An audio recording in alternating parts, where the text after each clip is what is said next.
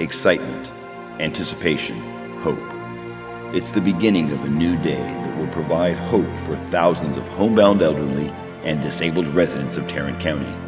Meals on Wheels of Tarrant County provides nearly 1 million nutritious meals each year to more than 4,800 clients who are unable to prepare meals for themselves and have no one to help them. Over 5,700 volunteers give up their lunch hour just one day per week to ensure that those in need receive a hot, nutritious meal and a warm and caring smile. Meals on Wheels of Tarrant County would not exist without generous people in the community who give their time and personal resources to improve the lives of our homebound neighbors, allowing them to remain living independently in their own homes, surrounded by a lifetime of memories.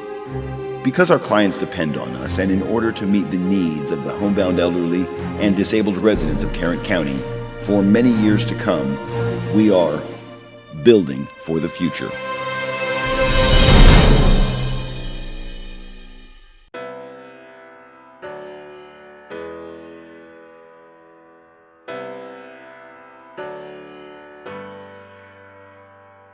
This is an exciting day and time for us to be building our new building and looking forward to moving into the new facility. Here it is in 2015. We started this project in 2010. Thought we would really be through by 2012 or 2013, so it's really taken longer than we anticipated. So I'm excited that when you open this time capsule in 2073 and have an opportunity to look back and see what people looked like and what we wore and what our makeup looked like and hairstyles, I know that you're all going to be just dying laughing.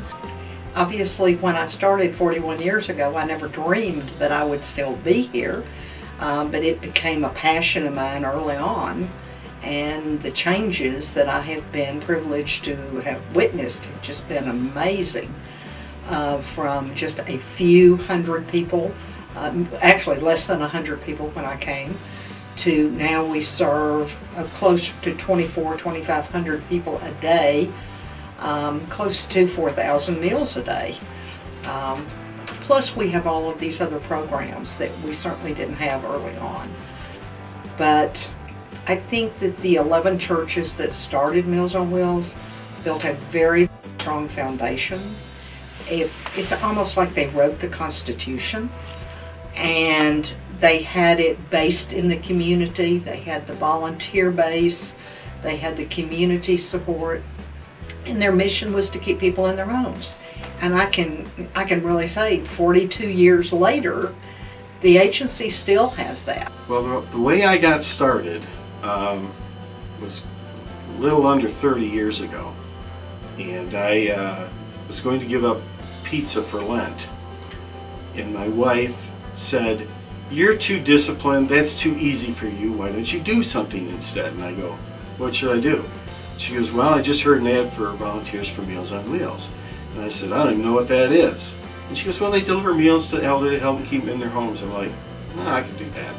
And at the time, I think I was the vice president of a bank here in Fort Worth. And so I met Nidra way back when, and went through the class, picked up a route, and really have continued on. It's the longest Lenten resolution in all of mankind, I think. But anyway, so it's been close to 30 years now.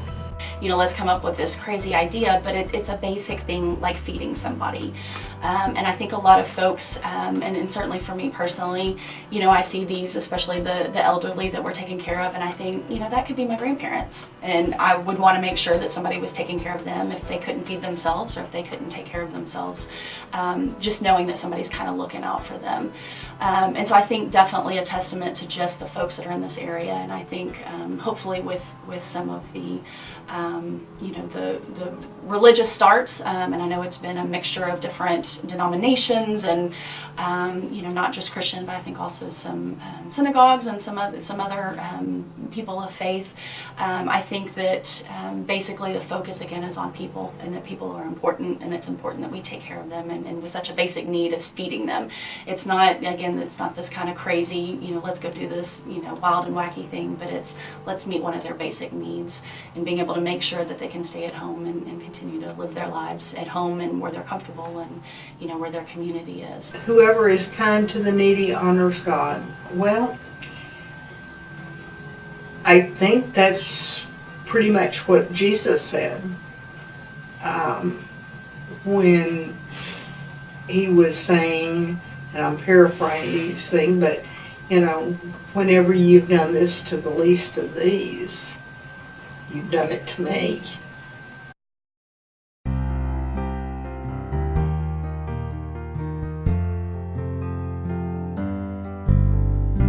I remember that we looked at all sorts of options and really thought about how unique of an organization Meals on Wheels is, and it's wouldn't have been as easy just to retrofit a building and just kind of making it fit.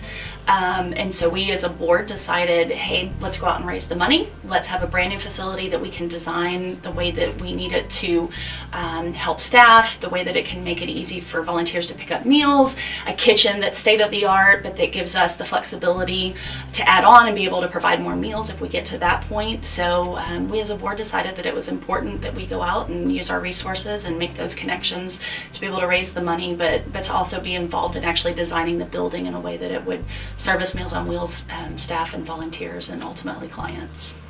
And I think what we've done is, again, being good stewards of our resources. We certainly could have come up with a $100 million building, and it would have been fantastic. Raising the money would have been a different issue, but in terms of what we felt confident we could raise the money for in a building that would certainly serve those needs and give us right off the bat the kind of storage that we need, the kind of office space, conference rooms, and that sort of thing for special events that we hold. So hopefully that'll meet the needs, and then there's ability for expansion and for additional services, and if we need to kind of tack on some additional space, but hopefully this building will serve Meals on Wheels well and help us to continue feeding clients. When the board decided to build a new building, and they looked to me and to Carla Judson, our president and CEO, and said, y'all can raise $12.75 million, can't you? And we kind of looked at each other and said, I don't know about that, but we knew that we had to do it, so it didn't matter what we thought or what the board thought. We knew we had to do it.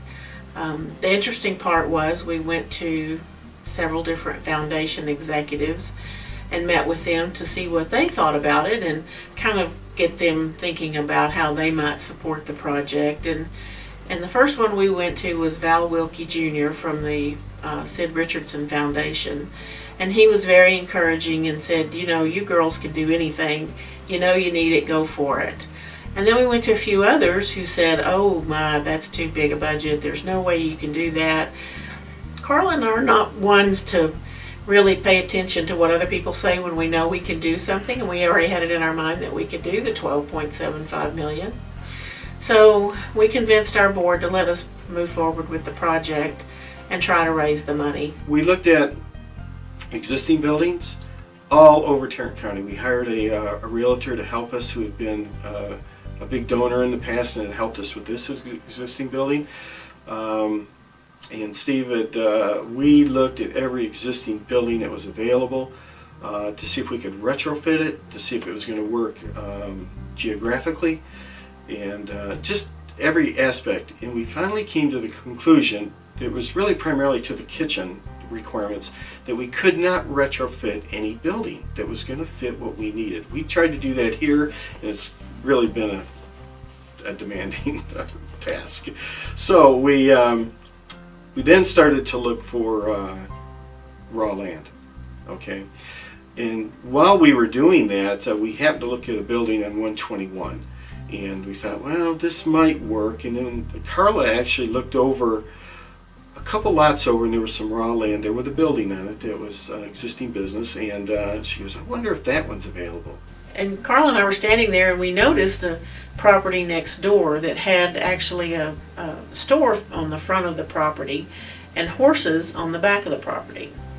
So we thought, well, I wonder who owns that piece of property and if it might be for sale, because it was larger than the 7 acres we were looking at. So we came back to the office and found out that actually Judy Smith of Lawn Smith Roofing owned that piece of property. And Mrs. Smith and her late husband had been very good donors to Meals on Wheels. So we approached Mrs. Smith and asked her about that property. And she said that she really wanted to be a part of this project. She could not donate the land to us because it was in a trust for her daughter, but she could make us a very good deal on the property. And so we bought it for far less than it was registered on the Tarrant County tax rolls at the time. Well, first of all, my husband is going to be looking down on us as though he's so pleased that this is what happened with the land that he had bought many, many years ago, and that its Meals on Wheels building is being built there. And so he's going to be very pleased that the less fortunate people are getting the value of this, because he was one of those very less fortunate people as he grew up on the east side of Fort Worth.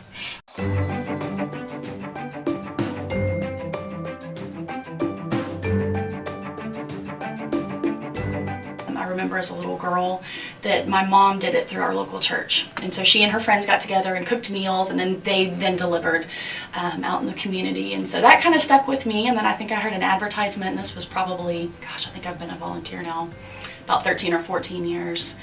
I started very young, but it kind of stuck with me, and I thought, well, that's an organization that, you know, I can spend my lunch break, you know, and I've been a substitute driver, so it wasn't a regular route, but I could fill in kind of certain days when it worked with my schedule. And so that's kind of how I started getting involved and went out as a substitute driver and delivered meals. And I think having that client who is so grateful for just something as simple as a meal, but the fact that you're there checking on them, you're making sure that all is well, everything's okay in their house, you know, there's not a safety hazard, you don't have a client that's on the floor that, you know, some kind of medical condition or something that's happened. And so just as I've continued to be involved as a volunteer and as a board member, being on the board has given me an opportunity just to, again, serve ultimately the client, but to be able to be involved in decision making, and again, making sure that we're being good stewards of our resources and making sound decisions that really benefit ultimately the client. So I've been excited to continue delivering meals and to be a board member and now to serve as chairman of the board. And I think it's a fantastic organization, and I love every minute of it. And I love certainly the client piece of it, and feeling like I can kind of take care of some folks in the local community. So There's 2 clients that we did roofs for and roof repairs for, and they both touched my heart greatly. The first one was named Miss Betty, and she was just the dearest woman, and she commented on how small I was, and of course she was same size I was. The second one was the lady that lived in a trailer, and we went and redid the roof of her trailer, and when I went there, she commented on how much it had cooled off her trailer, and how she had no idea that that was going to make that much difference of having her roof redone on her trailer, and how much it would cool off her trailer, and how thankful she was for that. Well, that is a great memory. The day that we went to tell her that she was the winner, and Keith Harrison and I went together, and she didn't know who I was. She just thought I was another member of Meals on Wheels. And so when we walked in the door, and Keith introduced me as Judy, and then finally she put together that I was Judy Smith from Lawn Smith Roofing, and she was just overwhelmed that I had come there to speak to her.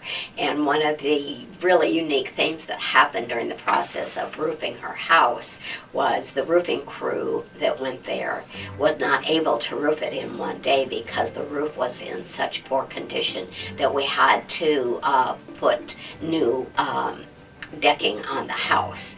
And so as he was getting ready to leave for the day, he started loading up the shingles. And she said, "What are you doing?" She said, "You can't take my shingles." And he said, "Well, it's not safe for me to leave them here."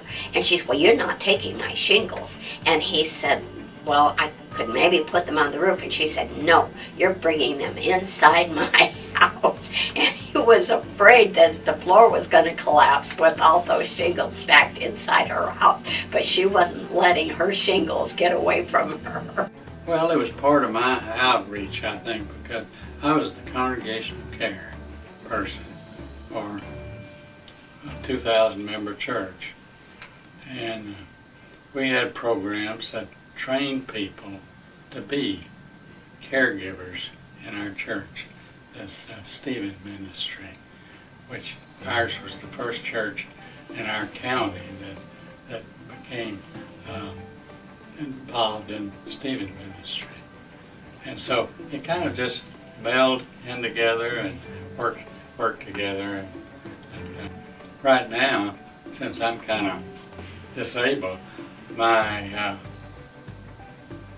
son is going with. I have pretty much devoted my life to nonprofits. I haven't worked for a for-profit since I was in college. So, you know, I don't exactly know what it's like to just work for somebody to help make them rich, but many people who have come to work here have said, this is just so refreshing. I go home every day feeling like I've made a difference. I'm not just making the rich man richer.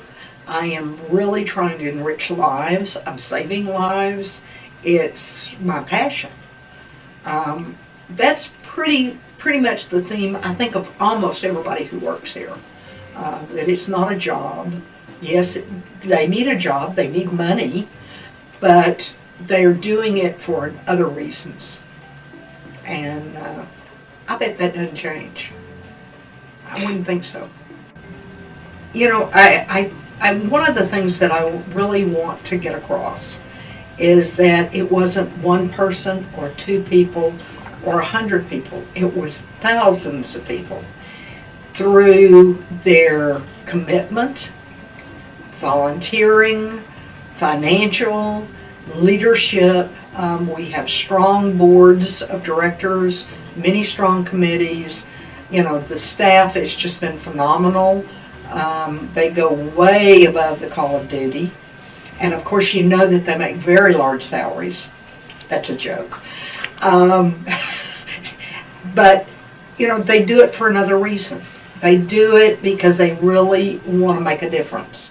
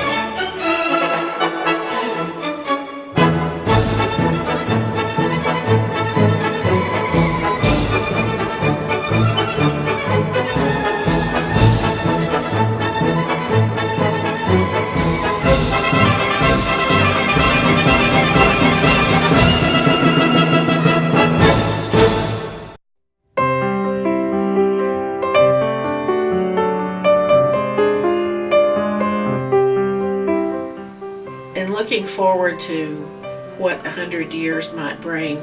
Obviously, in the department that I work in, we are all about fundraising and marketing and telling our story, and one of the ways we do that is through special events. And at our 40th anniversary, we had a huge gala, and it raised $100,000, and I can only imagine what a big event might be like at the 100th anniversary, where you spend a lot of time and effort sharing your story with the community and reminding them of your past and your history and the richness of the churches and the synagogue that founded this organization, and try to continue to keep them involved, as we did with the 40th anniversary.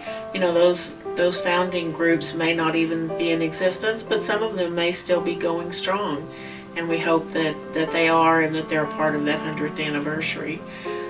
I can't even imagine how many millions of meals, or maybe 1 billion meals by 2073. I don't know. We're crossing over 19 million meals this year, as we go through our 42nd anniversary. So I would imagine that in 2073 there will be so many meals that have been served to the community, and so many people that have been recipients of those meals, and so many volunteers that have helped deliver them, and companies and individuals who've donated to the program to make it as successful as I know it will be when that 100th anniversary rolls around.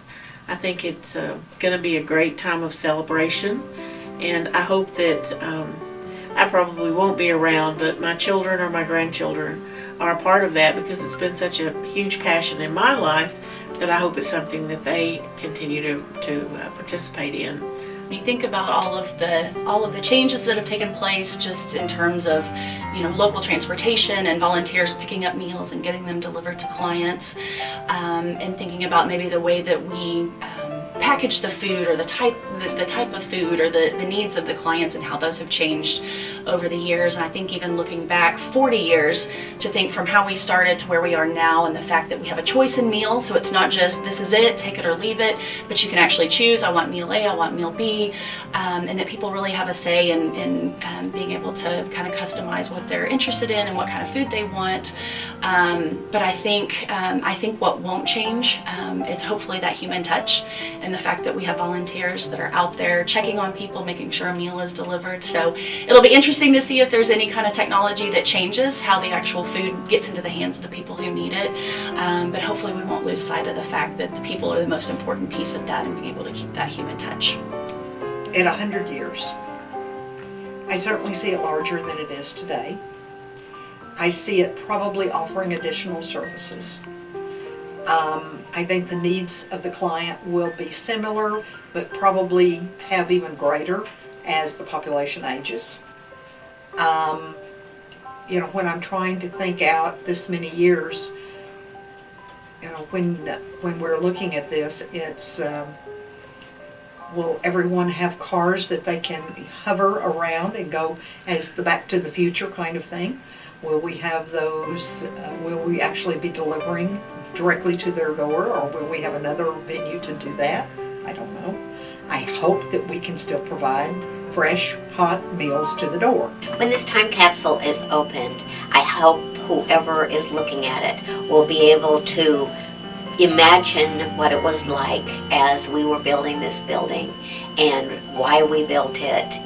Well, I guess this time capsule will be open up in 58 years from now, and it'll be really interesting to see where they're at with the program. I guess for those maybe watching this video, there was a lot of hard work that went into this program. I'm sure you know that, and really into the thought of the building as to what our needs are now, what are ours going to be in the next 10, 20 years, let alone 58 years. We hoped, we thought of everything, but who knows?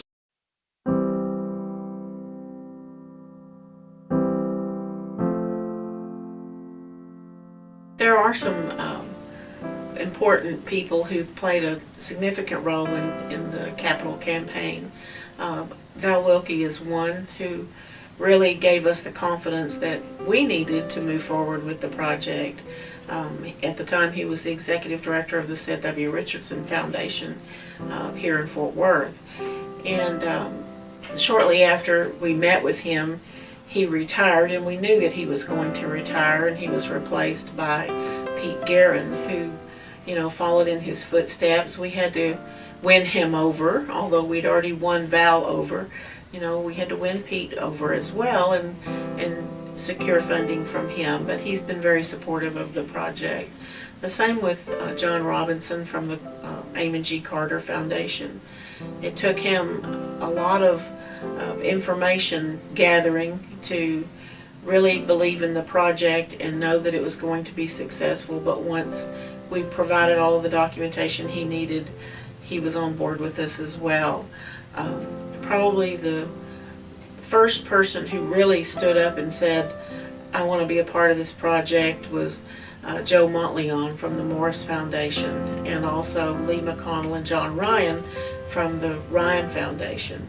So those were really key components, because once you get the buy-in of the major foundations in town, the others really want to be a part of the project as well because they know it's going to be successful. The Maybe Foundation from Tulsa, Oklahoma was a big player in this project. They provided a challenge grant, which we had to meet our original budgeted goal by a certain time frame to participate in their funding. The MS-DOS Foundation, the Hoblet Foundation, and there are many others who were really key players in this project, as well as some individuals that really stepped up and came through and helped us, and we're so grateful for their support because we could not have been as successful without them. I think of all the foundations that gave money, that bought off on our program, and really what led a lot to this was really the success of the past. We had such a great reputation in the community that people knew that, okay, these guys, they have their act together. Financially, they're sound. And it's a great program, and it has a huge impact on Tarrant County. So I think a lot of the foundations saw that and said, yes, we'd like to be a part of it. And so as we progressed on, they came back with more money. And so the foundations came in, a lot of local individual donors came in. We had some give quite a bit of money, and some not so much, but to them it was a lot, and to us it meant everything.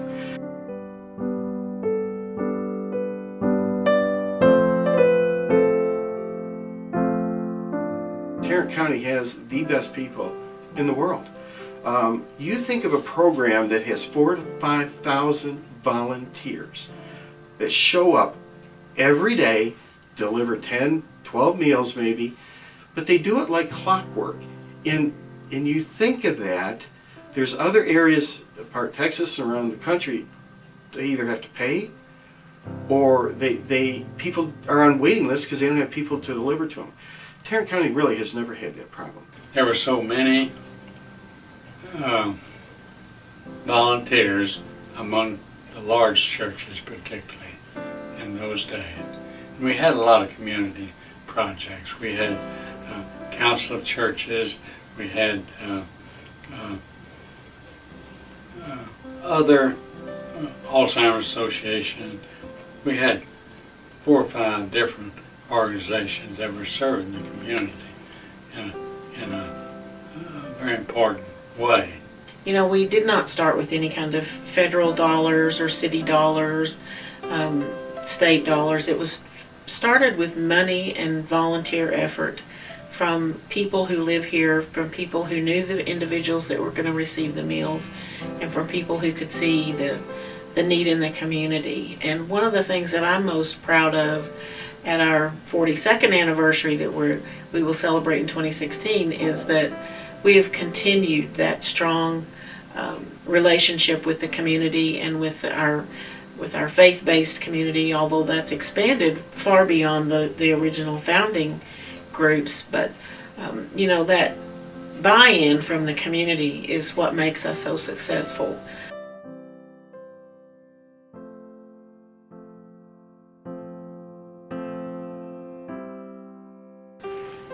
We praise you, O God, for your faithfulness through the ages. You are with us as we greet the dawn of a new day. Your word guides us as we seek to be obedient servants. Be with us now during this time of fellowship and of decision making and into the future. Give us wise actions when we make decisions for service and promote the goals of Meals on Wheels Incorporated. Cause us, our Father, to be faithful to our promises and stand among all who desire to serve the people of our community. Amen.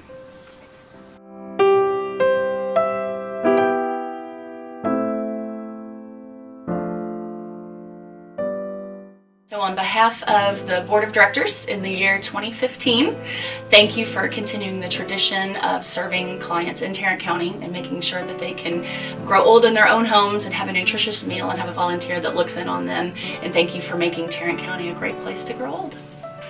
Thank you. Thank you! Thank you. Gracias por todo lo que hacen para nosotros. Thank you. Cảm ơn quý vị đã ủng hộ Meals on Wheels. Thank you. Thank you. Thank you. Thank you.